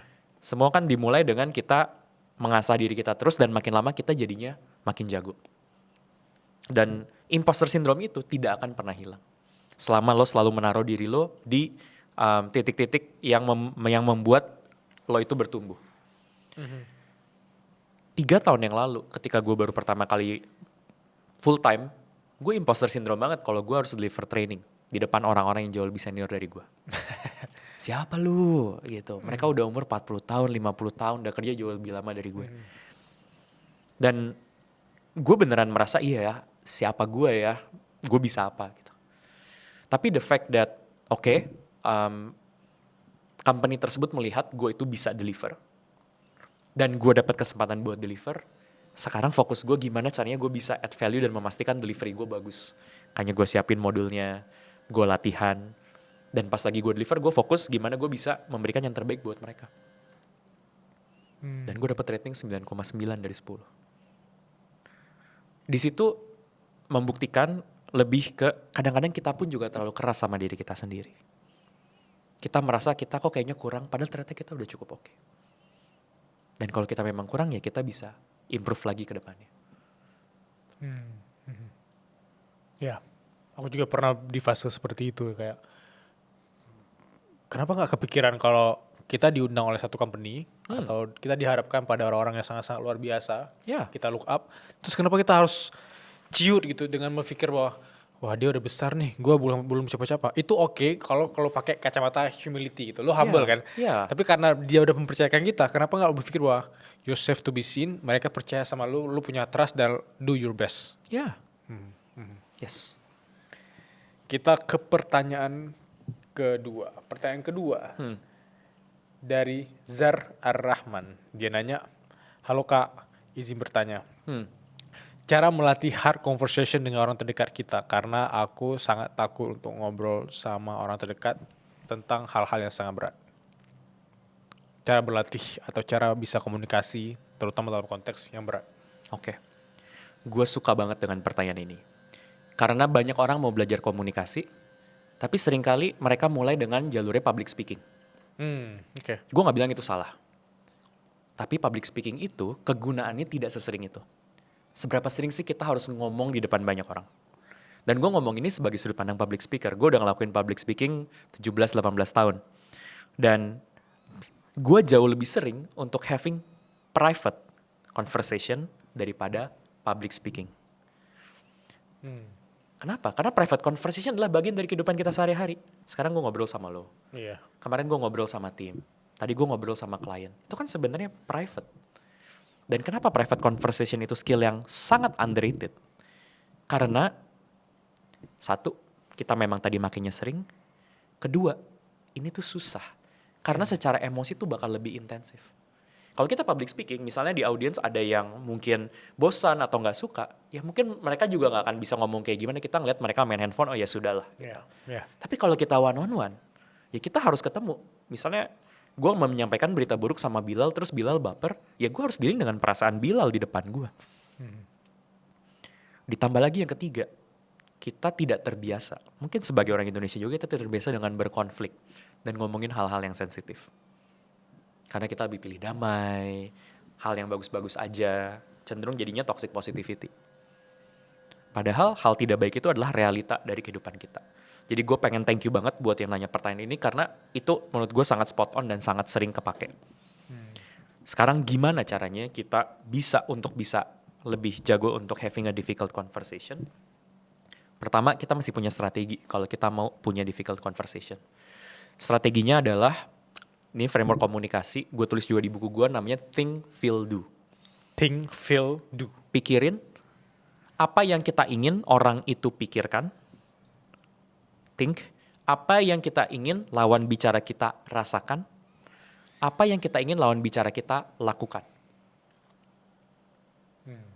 Alias kita tuh tahu dulu tujuan dari pembicaraan kita itu tuh bakal kemana. Gue kasih contoh ya, kan di sini dia nggak nge-share contoh pembicaraan susah apa. Pembicaraan susah versi gue, waktu gue bilang ke orang tua gue mau ninggalin kerjaan korporat gue dan gue mau mulai bisnis. It's very difficult. Karena orang tua gue ya taunya kan kesuksesan karir itu lebih banyak ngelihatnya contoh-contoh orang yang kerja di perusahaan, kerja di Jakarta gitu. Dan mereka gue yakin melakukan itu atas dasar kasih sayang. Tapi gue juga pengen punya kehidupan gue yang seperti ini. Gitu. Nah jadi gue mesti tahu dulu, gue pengen mereka berpikir, gue pengen mereka berpikir kalau kesuksesan karir itu tidak hanya dengan lo bisa berkantor di SCBD atau di Jakarta. Pikiran. Feel. Gue pengen mereka itu merasa excited dengan pilihan karir gue. Gue pengen mereka itu tidak merasa khawatir kalau gue keluar dari dunia korporasi. Do-nya tuh bertahap-tahap. Jadi gue bagi lagi. Do yang awal adalah mereka tidak menolak ide gue dulu deh. Itu udah batas bawah. Karena kadang-kadang kita terlalu gak sabar dan kita pengen, pokoknya gue mau ngomong sekarang, gue pengen orang itu langsung menerima gue dan langsung memberikan dukungannya 100%.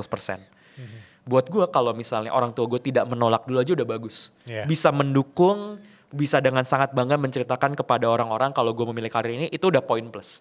Tapi gak menolak aja tuh udah bagus. Dari gak menolak, ya udah. Jadi dari situ, tiap kali gue berinteraksi sama mereka, gue akan fokus ke arah situ. Jadi gue gak tiba-tiba di suatu hari yang cerah gue bilang, aku mau berhenti kerja kantoran. Tapi yang gue lakuin adalah, ya gue buktiin dengan action gue, kalau gue ngelakuin ini dengan serius, dan ternyata cukup menghasilkan. Jadi biasanya kalau lagi makan di meja makan, Mah, Pak, aku baru dapat project lo, aku diundang jadi pembicara di sini, lumayan banget lo dapat bayarannya segini. Itu kan sebenarnya untuk tadi, masuk ke think feel do tadi. Gitu. Jadi kita mesti punya strategi, apalagi kalau ini tuh difficult conversation. Nah yang kedua, ketika kita ngomong, cara ngomong kita itu jadinya sangat penting. Kita perlu membalance antara kita itu ngomong dan mendengarkan. Emphasize-nya yang banyak di public speaking adalah kita kan ngomong kan, namanya juga public speaking. Tapi kalau di private interactions, kita harus fokus antara kita itu bertanya. Kalau kita bertanya kan otomatis orang akan menjawab. Kalau orang menjawab, kita harus mendengarkan kan. Dan setelah kita mendengarkan, seringkali yang kita lakukan apa setelah kita mendengarkan? Kita pengen langsung menjawab lagi. Ingin membuktikan sebuah poin. Step yang penting sebelum kita membuktikan sebuah poin adalah berempati dulu terhadap apa yang dia katakan. Contohnya, misalnya gue pengen bilang ke orang tua gue, Mah, aku kayaknya udah waktunya nih mau keluar dari dunia korporat. Tapi sebelum itu aku mungkin pengen ngobrol dan pengen denger dulu POV dari sudut pandang mama itu seperti apa. Bertanya kan. Terus pasti nyokap gue akan bakal bilang sesuatu gitu ya. Terus mungkin kalau dalam skenario ini dia khawatir gitu. Cara gue berempati adalah dengan menggunakan teknik namanya labeling. Ini kita dengar omongannya, bisa bilang, iya mama tuh khawatir banget kalau kamu nanti nggak kerja kantoran lagi, gimana nanti pemasukannya stabil apa enggak. Kamu nggak sayang dengan karir korporat kamu yang udah seperti ini, apalagi kan kamu mau menikah ya. Gitu. Orang tua gue nggak bilang gini, tapi menurut gue itu respon yang sangat wajar ya orang tua berikan. Gue akan balas dan bilang kayak gini, Mama terdengar khawatir ya sama pilihan aku. Dan kalau abis gue ngomong gitu, dan nyokap gue beneran merasa gitu, dia akan bilang, iya betul, mama khawatir. Tapi di situ kan pembicaraannya udah jauh. Kita udah connect-nya di level hati, karena gue mau dengerin lo, gue mau dengerin nyokap gue, dan gue mencoba untuk memahami dari sudut pandangnya seperti apa. Karena orang kira empati itu tentang, oh kita kasihan, nanti kita baik sama orang. Enggak. Tapi kita bisa mengartikulasikan situasi orang lain dari sudut pandangnya dia. Kayak tadi gue bilang, Mama kedengarannya khawatir ya. Gue nggak bilang, Mama jangan khawatir. Mama nggak usah ini. Enggak, gue nggak menyuruh kayak gitu. Tapi gue bilang apa yang dia iniin. Labeling. Oke, Mama khawatir ya. Oke, Mah, kalau gitu boleh nggak dari aku share beberapa poin. Dari Mama ada lagi yang mau disampaikan, biar keluar semua kan gitu. Oke, berarti Mama bukan cuma khawatir ya. Berarti Mama juga belum kebayang ya, kurang lebih prospek karirnya seperti apa. Ketika orang udah merasa didengar, mereka akan siap ketika kita ngomong. baru bisa bilang, oke aku coba ya sharing dari POV aku seperti apa. Ya aku tahu mama mungkin khawatir. Dan selama beberapa tahun ini aku sudah melakukan ini. Tuh. Nah, kalau nanti misalnya mama masih ada concern, yuk kita bahas kayak gimana nih anaknya ke depannya. Jadi gabungan dari itu semua. Itu kalau gue bedah skillnya ada apa? Cara bertanya, mendengarkan, berempati, menjelaskan, dan menggunakan nada bicara yang soft. Sadar nggak nada bicara gue pelan lama-lama makin soft. Dan ini gue belajar nada bicaranya namanya Late Night FM DJ Voice. Itu dari buku yang judulnya Never Split the Difference. Buku yang ditulis sama former FBI negotiator. Kalau kita bernegosiasikan hal yang sensitif, nada bicara kita tuh jangan juga yang tiba-tiba bikin sewot dan malah bikin orang tuh makin tegang. Karena jatuhnya kan kayak mengancam. Ya. Tapi kita ngomongnya pelan-pelan, mendayu-dayu, seakan-akan kita tuh nggak berusaha untuk menggurui atau kita ingin mengintimidasi orang lain. Karena begitu kita tenang, kita justru akan kelihatan lebih berwibawa. Daripada kalau kita marah-marah dan justru memaksakan. Problemnya kan kadang-kadang kalau kita pengen meyakinkan orang, kita ngomongnya makin keras dan makin ngegas kan. Justru semakin ngegas, orang semakin tidak respect. Tuh. Nah, barulah dari situ kita asah terus-terusan. Jadi kalau misalnya mungkin belum bisa nyaman untuk ngomong, ya yang kayak tadi itu dilatihin dulu aja sendiri. Coba ngomong sama cermin atau ngomong sama smartphone di videoin untuk ngetes kira-kira kita ngomongnya udah enak apa belum. Karena di balik orang-orang yang piawai untuk berkomunikasi seperti itu, mereka udah latihan beratus-ratus jam. Bahkan gue setiap kali kalau mau ngomong hal yang susah sama karyawan, mau itu misalnya performanya kurang bagus, mau ngasih feedback, atau bahkan PHK, ya gue udah siapin dulu poin-poinnya. Jadi pas ngomong ini udah gak pakai emosi dan kita lebih ngomongnya biasa aja. Pertanyaan ketiga dari Najla Hakim. Gimana caranya memantapkan hati untuk bisa meningkatkan performa belajar dan terus bisa optimis? Oke. Gimana meningkatkan performa belajar dan terus bisa optimis? Ya. Oke. Pertama, terima aja kita sebagai manusia itu nggak selalu bisa optimis dan selalu mau belajar. Kita kan bukan robot, kita bukan AI yang selalu bisa bekerja 24 jam setiap hari. Jadi kalau misalnya kita udah bekerja cukup keras dan ada momen-momen kita down, itu wajar. Mungkin itu badan kita tuh memberikan sinyal untuk kita beristirahat. Karena mungkin kita selama ini seperti mesin yang bekerja terus-terusan. So, pertama itu dulu. Kita terima ini adalah fitur yang wajar sebagai manusia. Terus yang kedua adalah kita melakukan analisis. Apa ya yang bikin saya itu tidak termotivasi? Apa yang bikin saya tidak optimis? Apa nih? Coba kita cari tahu. Di kebanyakan orang, dari beberapa kali orang yang gue temuin, biasanya ada beberapa Bill. Pertama, karena mereka nggak tahu tujuan mereka itu apa. Kalau lu nggak tahu tujuan karir lo apa, semua ketidaknyamanan yang ada di depan mata lu itu rasanya kayak makan jarum. Karena lu nggak ngerti ngapain gue menderita ini semua, gue tuh menderita ini semua tuh buat apa. Di akhir-akhir gue mau berhenti kerja korporat,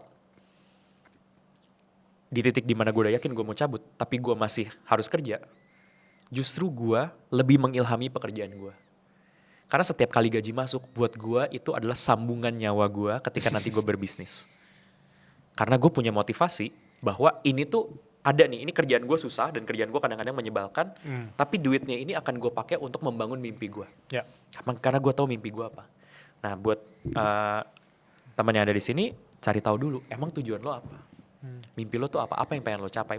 Mimpi itu bukan cuma, oh ya gue pengen pensiun dini atau gue pengen punya berapa miliar. Bukan itu. Dengan uang yang lo punya, lo mau ngapain sih di dalam hidup lo ini? Lo pengen bikin bisnis apa? Lo pengen sekolah di mana? Lo pengen membuat dampak apa? Pikirin hal-hal tersebut. Tuh biasanya yang kedua yang bikin orang itu stuck adalah mereka dikelilingi oleh lingkungan yang tidak kondusif. Fair bisa dari teman-teman atau anggota keluarga yang malah merusak, tapi kadang-kadang kita merusak diri kita sendiri dengan mengonsumsi konten-konten yang tidak berkualitas. Yang justru setelah kita mengonsumsi konten tersebut, yang ada kita malah merasakan perasaan negatif. Marah, sirik, pesimis, dan akhirnya dari situ ya makin terkonsumsi terus-terusan. Nah jadi step keduanya di situ adalah kita cari tahu nih, apa nih yang sebenarnya bikin kita itu tuh tidak termotivasi, atau kita itu tuh jadinya negatif. Yang ketiga, kita membuat komitmen. Oke, kalau gitu mulai saat ini, apa yang kita perlu berubah? ini adalah momen dimana the moment kalian dengerin apa yang gue bilang ini, oke, sejak detik ini gue akan berubah, gue akan mengurangi hal tersebut. Ya contohnya apa? Kemarin sejak gue lihat bahwa aduh kayaknya gue pengen mengurangi banget screen time gue gitu. Beneran gue pasang timer. Berapa lama gue bisa buka sosmed. Karena itu adalah keputusan yang akan gue buat, gue gak akan mau untuk spend time terlalu banyak di sosial media. And take action kecil. Dan itu yang akan makin compounding. Dan kalau mau diakselerasi ya kelilingi dengan orang-orang di mana perilaku idaman lo adalah norma di lingkungan tersebut. Ya. Kenapa lo susah belajar? Ya kalau teman-teman lo gak ada yang suka belajar ya susah dong. Lo kayak jadi orang yang paling aneh. Tapi kalau semua orang belajar, sama yang kayak tadi Bilal bilang gitu, semua orang terbiasa untuk kayak bermimpi besar. Kalau lo gak mimpi besar malah lo aneh. Iya. Gitu. Jadi perlu untuk break the cycle di situ. Break the cycle. Iya. Tapi honest hari ini salah satu conversation yang aku sangat suka ya, karena kita melebar dari yang ngomongin tentang cerita karir, pertemanan, sampai ke bagaimana kita menghadapi hidup ya. Iya. But anyway, aku izin nodong pertanyaan ini. Ya. Pertanyaan simpel yang selalu aku tanyakan di akhir. Iya. The worst advice yang pernah kamu dengar? Kalau kerja, nggak usah peduli lo suka apa enggak. Yang penting duitnya gede. That's the worst advice. Kenapa?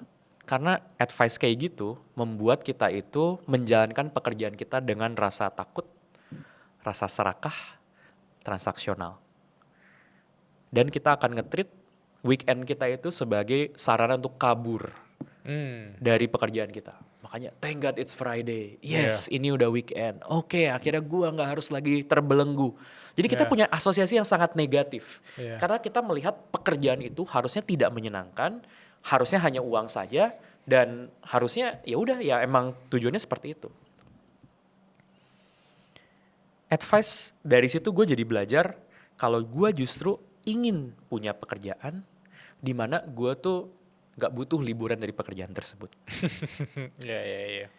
Bukan berarti gak butuh liburan sama sekali, of course butuh liburan, tapi maksudnya gue gak perlu kabur dari pekerjaan tersebut karena gue sangat menikmati pekerjaan itu. Bukan berarti 100% bisa gue nikmati, menurut gue kalau bisa 100% tuh luar biasa ya. Tapi udah di atas 50%, itu udah bagus.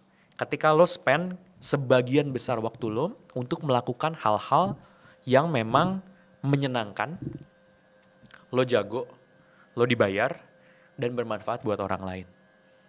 Yang kalau kita ngambil dari konsepnya ikigai. Iya. Gitu. Kalau kita bisa spend lebih dari 50% waktu kita ngelakuin itu win-win buat semua orang.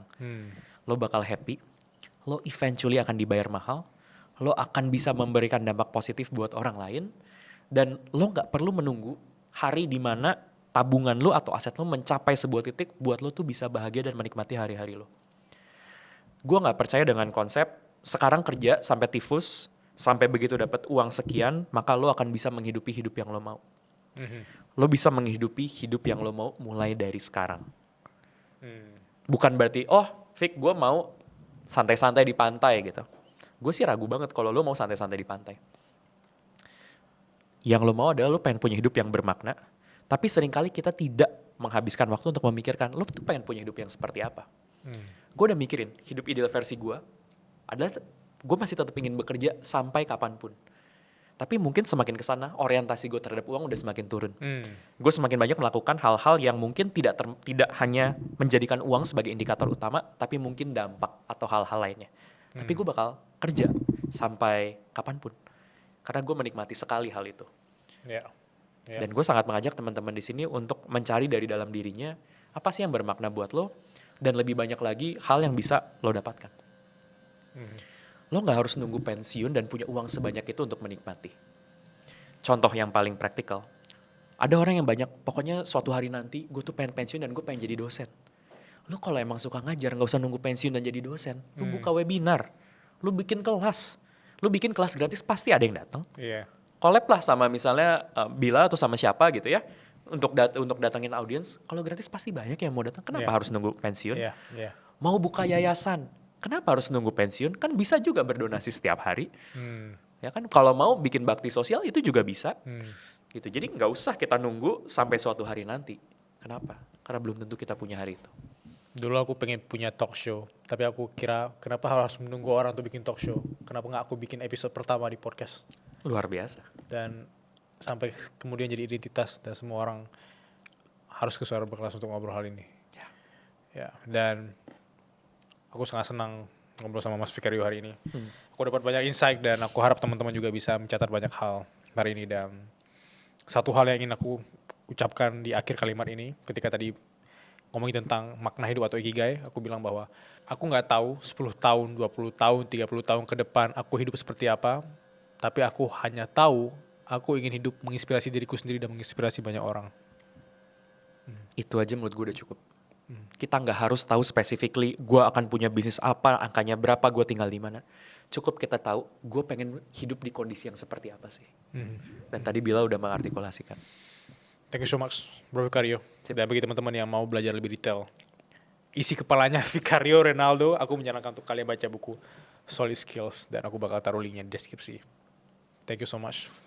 Sehat terus semuanya.